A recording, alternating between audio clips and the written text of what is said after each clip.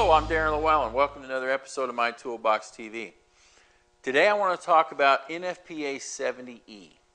Kind of a controversial thing for a lot of people. I want to talk about why you want to do this. Why would anybody want to wear this hood? Why would anybody want to wear this Category 2 FR shirt all day long? Well, NFPA 70E requires that we utilize this type of PPE when it's required, when the exposure calls for it. Now, a lot has changed in electrical safety in the last 25 years, if you've not noticed, even the last 5 years, even the last 10 years.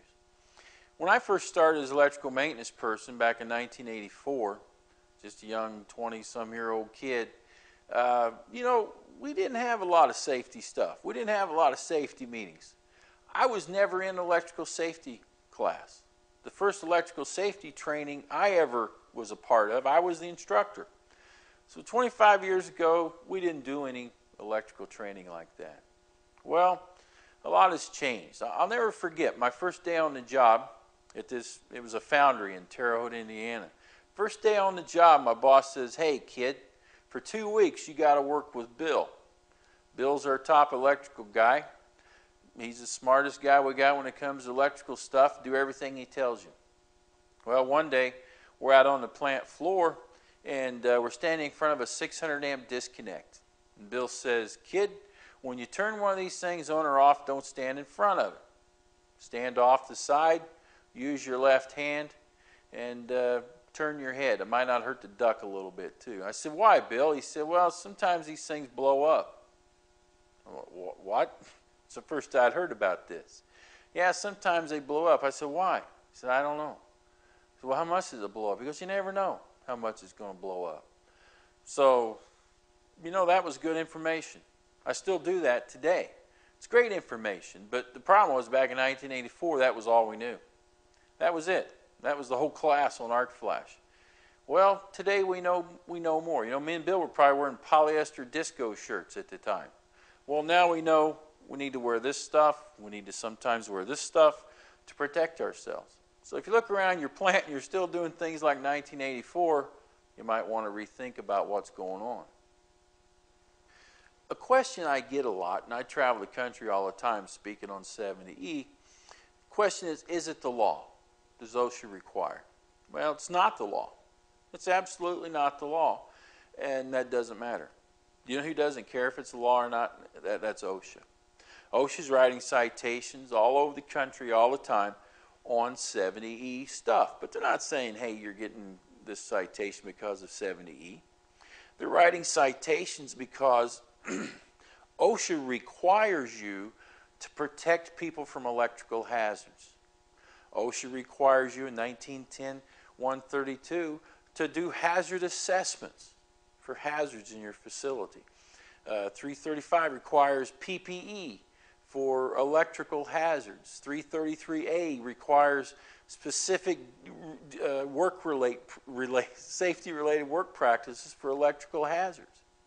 The thing that OSHA doesn't tell you is how to accomplish all that stuff, because they realize they're not the experts. The experts are people like the National Fire Protection Association. That's why in 1976, OSHA asked NFPA to create 70E.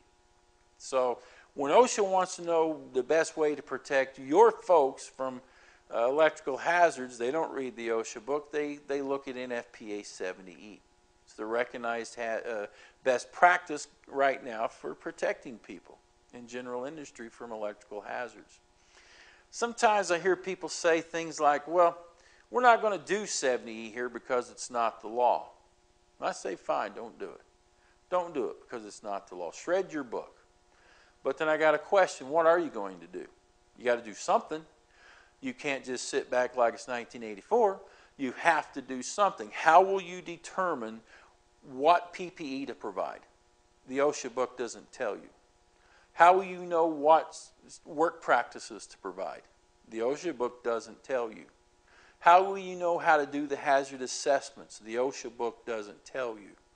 So how on earth would you accomplish what the law does require without using something like 70E? Are you going to write your own electrical safety book? I don't think so. So 70E is simply the way, the guidelines, the way to doing what the law says that we need to do. There's one reason, and one reason alone, to implement 70E at your workplace. And that's to prevent injuries. It's to prevent injuries. Don't do it for compliance. Don't do it for compliance. There's lots of things that you can do and do fairly quickly to make your facility look compliant. You know, go throw up labels, go, do all kinds of things, buy some cheap FR clothing, some whatever. But you won't be protecting anyone. So when you implement 70E, do it for the reason to prevent these injuries. And every step of the way, whether it's the training, the labels, the clothes, the tools, the practices, all of this, keep in mind every one of those steps has to be done with the idea that we're going to prevent injuries, not compliance. If you prevent the injuries, compliance will happen. Another mistake that some people make is they say things like, we're not going to do 70E here because we don't do live work. We have a no live work policy. And your heart's in the right place. I like that. I like the way you're thinking, but you still need 70E, and here's why. Lockout tagout process for electrical people. If you're going to contact a de-energized component, which is defined as a component that a while ago was energized, you have to go through the lockout tagout process. And it's different for electrical people. Electrical folks have to take a voltmeter, test it, make sure the voltmeter is working properly, then test the circuit that you think you've just turned off. And then after you've tested the circuit to verify the isolation has occurred, then you have to retest the meter. Well, guess what? All of that is live work. All of that's live work. The testing the meter before is live work because you're doing it on a live circuit. The testing of the circuit you just shut off is also live work. It's live work because you haven't proved it's not yet. And of course, testing the meter afterward is also live work. So in order to do no live work, you have to do live work. So it's kind of a catch-22. So that's not an excuse to get us out of doing 70E. Just to wrap up, everyone needs to do 70E. Every factory, every facility needs to implement 70E.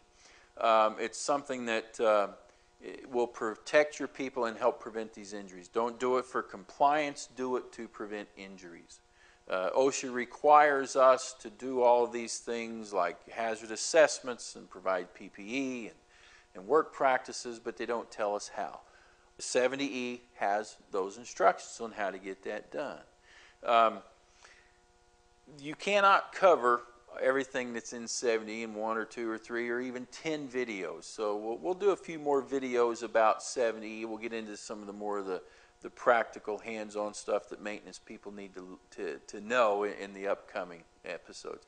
Once again, thanks for tuning in to another episode, and we'll see you next time.